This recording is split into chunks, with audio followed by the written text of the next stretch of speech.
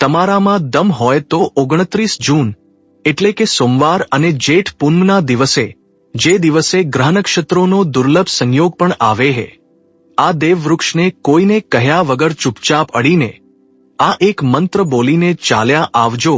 કંગાળ પણ ધનવાન બનશે. એટલી બધી ધનદોલત આવશે કે સંભાળી નહીં શકો. જન્મોજન્મની ગરીબી તરત જ દૂર થઈ જશે. વિશ્વાસ ન હોય તો જેઠ પૂનમના પવિત્ર દિવસે 29 જૂન 2021ના રોજ પ્રત્યક્ષ અડીને જોઈ લેજો. ભક્તો, આ વિડીયોમાં આપણે જે ચમત્કારી દેવ વૃક્ષો વિશે વાત કરવાના છીએ, તે દેવ વૃક્ષોમાં જેઠ પૂનમના દિવસે સ્વયં માતા લક્ષ્મીજી અને ભગવાન વિષ્ણુનો વાસ હોય છે. આ વૃક્ષો તમારા ઘરની આસપાસ જ બહુ સરળતાથી મળી જશે. આ વર્ષે જેઠ પૂનમ ખાસ છે, કારણ કે વર્ષો પછી આ પૂનમ અને સોમવારનો દિવ્ય સોમવતી પૂર્ણિમાનો દુર્લભ સંયોગ બનાવે છે. આ દિવસે આકાશમાં એક દૈવી ઉર્જાનો સંચાર થવાનો છે, જે શક્તિશાળી આધ્યાત્મિક ઉર્જા લઈને આવે છે. આ દેવ વૃક્ષો વિશે સ્વયં મહાદેવે પોતાના પ્રિય ભક્ત રાવણને કહ્યું છે કે કોઈ પણ વ્યક્તિ સાચા સમયે, સાચા મુહૂર્ત પર, સાચી ક્રિયા અનુસાર જેઠ પૂનમના દિવસે આ વૃક્ષને અડીને ચૂપચાપ પાછો આવી જાય તો તેના ઘરમાં સ્વયં મહાદેવજી વાસ કરે છે અને તેના જીવનમાં ચાલી રહેલી ગરીબી, દુઃખ, કષ્ટ બધું સમાપ્ત થઈ જશે. જન્મોજન્મની ગરીબી તરત દૂર થઈ જશે. તમારું ભાગ્ય 7મા આસમાને પહોંચી જશે. જ્યાં પણ જશો ધનદોલત પાછળ આવશે. તો તમને એક નાનકડી વિનંતી છે કે વિડીયોને પૂરો જોજો, ત્યારે જ લાભ મળી શકશે. તેથી આ વિડીયોને પૂરો જોજો. જો તમે આ જ્ઞાનવર્ધક વિડીયોને વચ્ચેથી કાપીને જોયો તો જીવનમાં તમને ક્યારે સફળતા નહીં મળે અને તમે આખું વર્ષ પરેશાન જ રહેશો. ભક્તો, આ વિડીયોમાં અમે તમને એવા વૃક્ષો બતાવીશું જેમને માત્ર અડવાથી તમારી ગરીબી તરત દૂર થઈ જશે. જી હા દોસ્તો, માં લક્ષ્મીની તમારા પર એવી કૃપા થશે કે આવનારા સમયમાં તમે ધનવાન બની જશો. જો તમે જેઠ પૂનમના પાવન દિવસે હું જે વૃક્ષો બતાવું છું તે વૃક્ષોને માત્ર અડવાથી તમારી ગરીબી દૂર થઈ જશે. કારણ કે મિત્રો, પૂજ્ય ગુરુજીએ હમણાં પોતાની કાલની શિવ મહાપુરાણની કથામાં જણાવ્યું કે જો તમે આખું વર્ષ પૂજા પાઠ, ઉપાયો કરીને થાકી ગયા હો અને તમને રતિભર પણ ફાયદો ન થયો હોય તો ગુરુજીએ બહુ વિશેષ અને રામબાણ ઉપાય બતાવ્યો. તો જેઠ પૂનમ 29 જૂન 2021ના રોજ વર્ષો પછી દુર્લભ સંયોગમાં આ અવસર આવ્યો છે. આ વખતે સોમવારનો સંયોગ પૂનમ સાથે બની રહ્યો છે, જે પિતૃઓની કૃપા, પિતૃતર્પણ, માતા લક્ષ્મી અને દેવી દેવતાઓના આશીર્વાદ મેળવવા માટે અત્યંત શક્તિશાળી દિવસ છે. સાધુ સંતોએ પણ આ વૃક્ષો વિશે જણાવ્યું છે. તો જે વૃક્ષો વિશે અમે તમને બતાવવા જઈ રહ્યા છીએ, જો તમે તેને અમારા બતાવ્યા મુજબ સાચા સમય અને શુભ મુહૂર્ત જોઈને અડી લો છો તો વિશ્વાસ માનજો, તમારા જીવનમાં થોડા દિવસો પછી ધનવર્ષા થવા લાગશે. પછી તમારા જીવનમાં તમને ઉન્નતિ કરતા કોઈ રોકી નહીં શકે. તમારી દરેક મનોકામના પૂરી થશે અને તમારું ઘર ખુશીઓથી ભરાઈ જશે. જો તમે જેઠ પૂનમના પવિત્ર દિવસે આ દેવ વૃક્ષોને અડી લો છો તો ત્રણેય દેવ બ્રહ્મા, વિષ્ણુ, મહેશના તમને આશીર્વાદ મળી જશે. જો આ વિડીયો પૂરો જોઈ લો છો તો દોસ્તો, તમે પોતાના ફાયદા માટે આ વિડીયોને પૂરો જોઈ લો. સાથે જટી જે કથાને સબસ્ક્રાઇબ કરીને એક લાઇક કરો. ભક્તો, તમારું જીવન જેઠ પૂનમ પર ન બદલાઈ જાય તો મને કહેજો. તો ચાલો જાણીએ કે કયા એવા છોડ છે જેમને પૂનમના દિવસે અડીને આવી જવાનું છે. પણ તે પહેલા જો તમે આ ચેનલ પર નવા છો તો ચેનલ ટીજે કથાને સબસ્ક્રાઇબ કરીને વિડીયોને એક લાઇક જરૂર કરો. સાથે જ તમે તમારી રાશિ કે તમારું શુભ નામ કોમેન્ટ બોક્સમાં જરૂર લખો, કારણ કે અમે તમારી રાશિ સાથે જોડાયેલું ભાગ્ય પણ બતાવીએ છીએ અને ભાગ્યમાં ચાલી રહેલી પરેશાનીઓને તરત દૂર કરવા માટે સહેલામાં સહેલા ઉપાય પણ બતાવીએ છીએ. તેથી તમે તમારી રાશિ કોમેન્ટ બોક્સમાં જરૂર લખો. તો ચાલો ભક્તો, હવે આપણે આ વિડિયો પર વધારે બકવાસ ન કરતા વિડિયોને શરૂ કરીએ છીએ। જુઓ મિત્રો, હિન્દુ સંસ્કૃતિમાં ઘણી પ્રકારની પૌરાણિક માન્યતાઓને મહત્વ આપવામાં આવ્યું છે।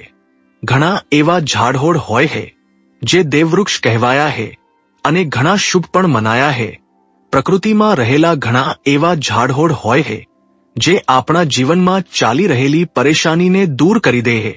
ખાસ વાત એ છે કે જેઠ પૂનમ પર વડ સાવિત્રી અને સત્યનારાયણ પૂજા જેવા વ્રતમાં આ ઝાડ છોડની લોકો માત્ર પૂજા જ નથી કરતા પણ ઔષધિના રૂપમાં પણ પ્રયોગ કરે છે। તે ઘણા પ્રકારની મોટામાં મોટી બીમારીને ઠીક કરે છે અને વેદ પુરાણોમાં પણ ઘણા પ્રકારના ઝાડહોડનો ઉલ્લેખ છે। ભક્તો, જો તમે પણ જેઠ પૂનમના દિવસે આ વૃક્ષોને અડી લો છો તો તમને મહાદેવના એવા આશીર્વાદ મળશે જેનાથી તમારા જીવનની બધી પરેશાનીઓ દૂર થઈ જશે। મિત્રો, જુઓ, વાત એવી છે કે અમારું કામ તો સલાહ આપવાનું છે। અમે તો ફક્ત સલાહ જ આપી શકીએ છીએ। હવે તમે આને માનો કે ન માનો તમારી મરજી, પણ ભક્તો, એક વાત જરૂર કહીશું કે જો માની લેશો તો તમારો બેડો પાર થઈ જશે।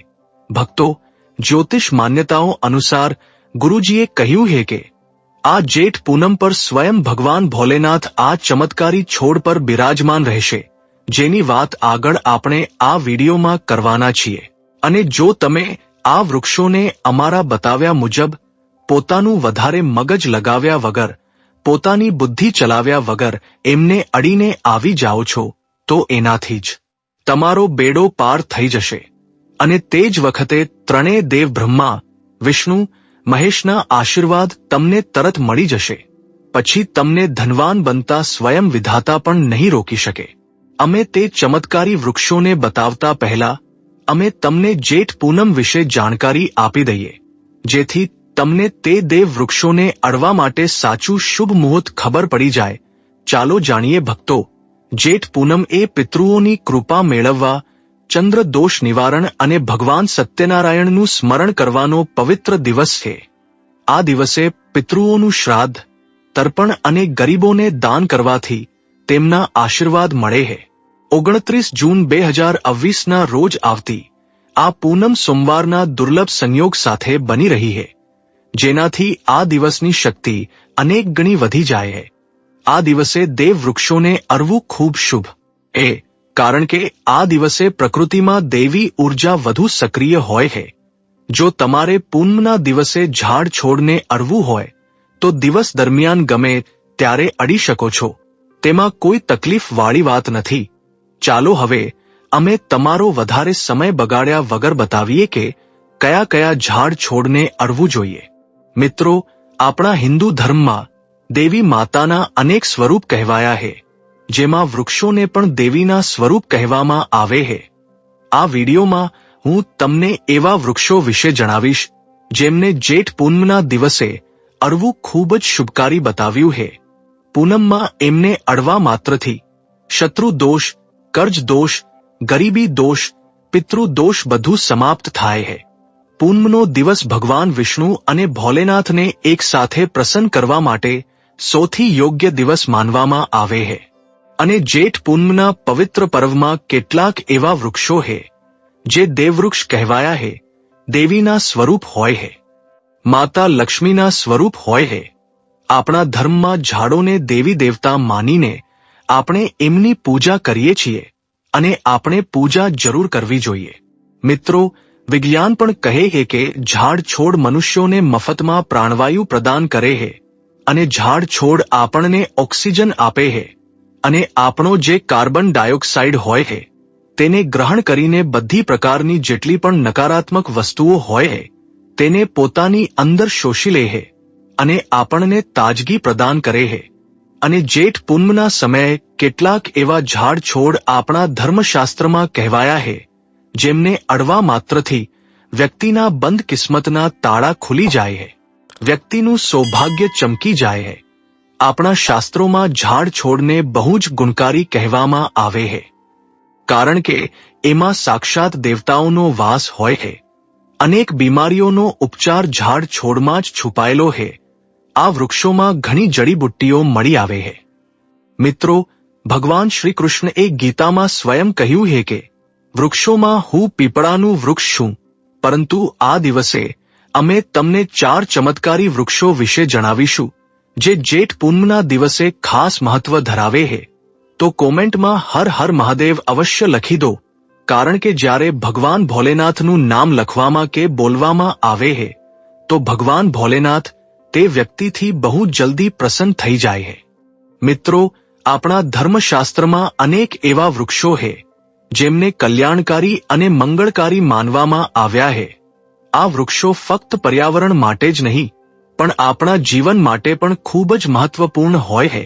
ખાસ કરીને જો તમે આ વૃક્ષોને અડો છો તો તમારી બધી પરેશાનીઓ, કષ્ટ, દુઃખ અને તકલીફો ખતમ થઈ જાય છે.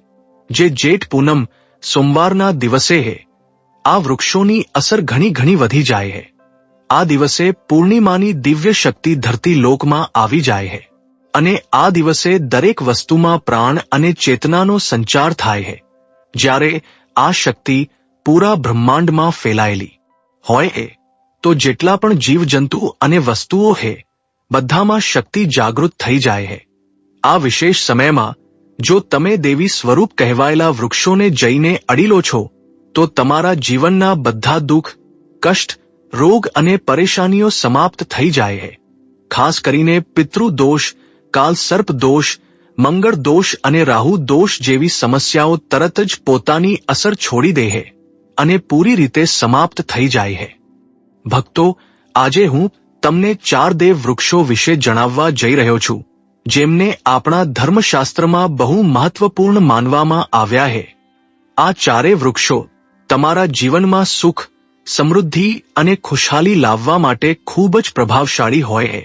તેથી આ વિડીયોને ધ્યાનથી જોજો, કારણ કે જો તમે તેને વચ્ચેથી કાપીને જોયો તો પાછળથી તમારે પસ્તાવવું પડી શકે છે. જેઠ પૂનમનો પર્વ એવો છે જ્યારે તમારે લાંબી પૂજા પાઠ કરવાની જરૂર નથી હોતી. બસ જો તમે આ વિશેષ વૃક્ષોને પૂનમના દિવસે સાચી રીતે અડી લો છો અને આશીર્વાદ લો છો તો તમારી બધી સમસ્યાઓ અને ગરીબી ખતમ થઈ શકે છે. આ વૃક્ષો એટલા શક્તિશાળી હોય છે કે તમે પોતાની આંખોથી એમની અસર જોઈ શકો છો.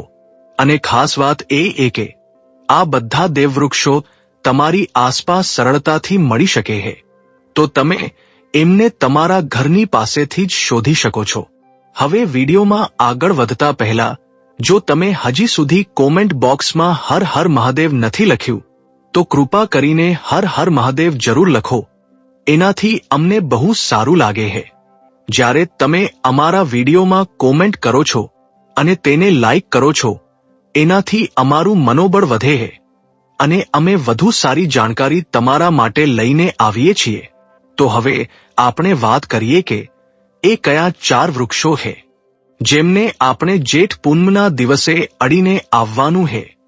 આ વૃક્ષો ફક્ત તમારા જીવનને ખુશહાલ જ નથી બનાવતા પણ તમારી ગરીબી અને દુઃખ દર્દને પણ સમાપ્ત કરી દે છે. તેથી હું ઈચ્છીશ કે તમે જેઠ પૂનમના દિવસે આ વૃક્ષોની પૂજા જરૂર કરો અને એમને અડો, કારણ કે આ દિવસે આ વૃક્ષોની પૂજા કરવાથી તમને અગણિત લાભ મળી શકે છે. બીલીનું વૃક્ષ. ચાલો ભક્તો, હવે આપણે જાણીએ કે એ દેવ વૃક્ષો કયા છે જેમને અડવાથી આપણી ગરીબી ખતમ થઈ જાય છે અને જીવનમાં સુખ સમૃદ્ધિનું આગમન થાય છે. તો પહેલું વૃક્ષ છે બીલીનું વૃક્ષ, જેને આપણે ખાસ કરીને પૂજામાં વાપરીએ છીએ. જેઠ પૂનમના દિવસે બીલીનું ઝાડ સૌથી મહત્વપૂર્ણ માનવામાં આવે છે. ભગવાન શિવને બીલીના પાન અત્યંત પ્રિય છે અને તેમને શિવલિંગ પર બીલીપત્ર અર્પણ કરવાથી વિશેષ પૂનમનું પુણ્ય પ્રાપ્ત થાય. બીલીનું વૃક્ષ શિવના પૂજન માટે અત્યંત પવિત્ર માનવામાં આવે છે. બીલીના પાનનો ઉપયોગ ભગવાન શિવના પૂજનમાં વિશેષ રૂપથી કરવામાં આવે છે. બીલીનું વૃક્ષ માતા પાર્વતીના પરસેવાથી ઉત્પન્ન થયું અને સ્કંદ પુરાણ અનુસાર આ વૃક્ષ દેવી સ્વરૂપ માનવામાં આવ્યું. એટલે કે આ નવદુર્ગાના સ્વરૂપ છે. સ્કંદ પુરાણની કથામાં કહ્યું છે કે બીલીના વૃક્ષના મૂળમાં ગિરિજા, થડમાં મહેશ્વરી, ડાળીઓમાં દક્ષાયણી, પર્ણોમાં માતા પાર્વતી ફળોમાં કાત્યાયની, ફૂલોમાં ગૌરી અને આ વૃક્ષના સંપૂર્ણ શરીરમાં લક્ષ્મીજીનો વાસ હોય છે. માતા પાર્વતીના પરસેવાથી ઉત્પન્ન થવાને કારણે આ ઝાડ ઘણા દેવી દેવતાઓનું સ્વરૂપ માનવામાં આવે છે. તેથી આ વૃક્ષ ધાર્મિક રૂપથી અત્યંત મહત્વપૂર્ણ છે. જો તમે સંધ્યાકાળે શિવ મંદિર કે નવદુર્ગા મંદિર પાસે બીલીના વૃક્ષ નીચે ઘીનો દીવો પ્રગટાવો છો તો વ્યક્તિ ધનવાન, ગુણવાન અને પરાક્રમી બને છે. આ ઝાડના સ્પર્શથી વ્યક્તિના બધા મનોરથ પૂરા થાય છે. આ ઝાડને અડતા પહેલા તમારે એક ખાસ મંત્ર પણ બોલવો જોઈએ. તે મંત્ર છે દર્શનમ બિલ્વ વૃક્ષસ્ય સ્પર્શનમ પાપનાશનમ અઘોર પાપ સહારમ એક બિલ્વમ શિવાર્પણમ, જેનો અર્થ છે કે બીલીના વૃક્ષના દર્શન અને સ્પર્શ કરવા માત્રથી બધા પાપ સમાપ્ત થઈ જાય છે અને શિવને ચઢાવેલું એક બીલીપત્ર ભયંકર પાપોનો નાશ કરે છે. તો જેઠ પૂનમના દિવસે આ બીલીના વૃક્ષને અડીને તમારી મનોકામના બોલો અને પછી ચૂપચાપ પાછા આવી જાવ. તમારા બધા કષ્ટ, દુઃખ અને પાપ સમાપ્ત થઈ જશે અને તમે ધન, સુખ અને સમૃદ્ધિ પ્રાપ્ત કરશો. શમીનું વૃક્ષ. મિત્રો, હવે હું તમને બીજા છોડ વિશે જણાવું છું જે પણ બહુ મહત્વપૂર્ણ છે. આ છોડ છે શમીનું વૃક્ષ. શમીના વૃક્ષને આપણા ધર્મશાસ્ત્રમાં જગદંબાના સ્વરૂપ તરીકે પૂજવામાં આવે છે. આ સ્વયંમાં જગદંબાનું સ્વરૂપ છે અને આના પર જગદંબા સાક્ષાત બિરાજમાન રહે છે. જો તમે જેઠ પૂનમના દિવસે સંધ્યાકાળે શમીના વૃક્ષ નીચે ધૂપ અને દીવો પ્રગટાવો છો તો તમારી બધી પરેશાનીઓ અને કષ્ટ દૂર થઈ જાય છે. આ ઉપરાંત શમીના મૂળમાં સિંદૂર નાખવાથી વ્યક્તિને સારા સ્વાસ્થ્યની પ્રાપ્તિ થાય છે. જે લોકો લાંબા સમયથી બીમાર છે તેમના માટે આ એક બહુ સારો ઉપાય છે. જો તમારા ઘરમાં કોઈ સભ્ય લાંબા સમયથી બીમાર પડ્યો હોય તો તમે તે વ્યક્તિના શરીર પરથી 7 વાર સિંદૂર ઉતારીને શમીના મૂળમાં નાખી શકો છો. આનાથી તેમના રોગ જલ્દી ઠીક થઈ જશે. આ ઉપરાંત જો તમે બીમારીથી બચવા માંગો છો અને નિરોગી રહેવા માંગો છો તો શમીના મૂળમાં સિંદૂર નાખવાથી આ તમારો રોગ નાશ કરી શકે છે. તમારે જેઠ પૂનમના દિવસે શમીના વૃક્ષને અડીને તમારી મનોકામના બોલવાની છે. જ્યારે તમે આ કરશો તો તમે જોશો કે તમારી મનોકામના પૂરી થઈ જશે અને તમારી દરિદ્રતા સમાપ્ત થઈ જશે. આ દિવસે શમીના વૃક્ષના પ્રભાવથી તમને અપાર લાભ મળી શકે છે. તો આ પૂનમ પર શમીના વૃક્ષનો આશીર્વાદ લઈને તમારા જીવનમાં ખુશહાલી અને સમૃદ્ધિ લાવો. પારિજાતનું વૃક્ષ. મિત્રો, હવે આપણે વાત કરીશું ત્રીજા વૃક્ષની, જેને દેવવૃક્ષ પણ કહેવાય છે. આ વૃક્ષ છે પારિજાતનું વૃક્ષ. પારિજાતનું વૃક્ષ સમુદ્ર મંથનથી ઉત્પન્ન થયું હતું અને તેને દેવરાજ ઇન્દ્રના નંદનવનમાં સ્થાપિત કરવામાં આવ્યું હતું. પાછળથી ભગવાન શ્રીકૃષ્ણ આ વૃક્ષને માનવ કલ્યાણ માટે ધરતી પર લાવ્યા હતા. આ વૃક્ષ લક્ષ્મીનું સ્વરૂપ માનવામાં આવે છે કારણ કે માતા લક્ષ્મી પણ સમુદ્ર મંથનથી ઉત્પન્ન થયા છે. એવું માનવામાં આવે છે કે જો કોઈ વ્યક્તિના શરીરમાં થાક કે પીડા હોય અથવા વ્રત દરમિયાન પરેશાની થાય તો સાંજના સમયે પારિજાતના વૃક્ષને અડવાથી આ બધી પરેશાનીઓ દૂર થઈ જાય છે.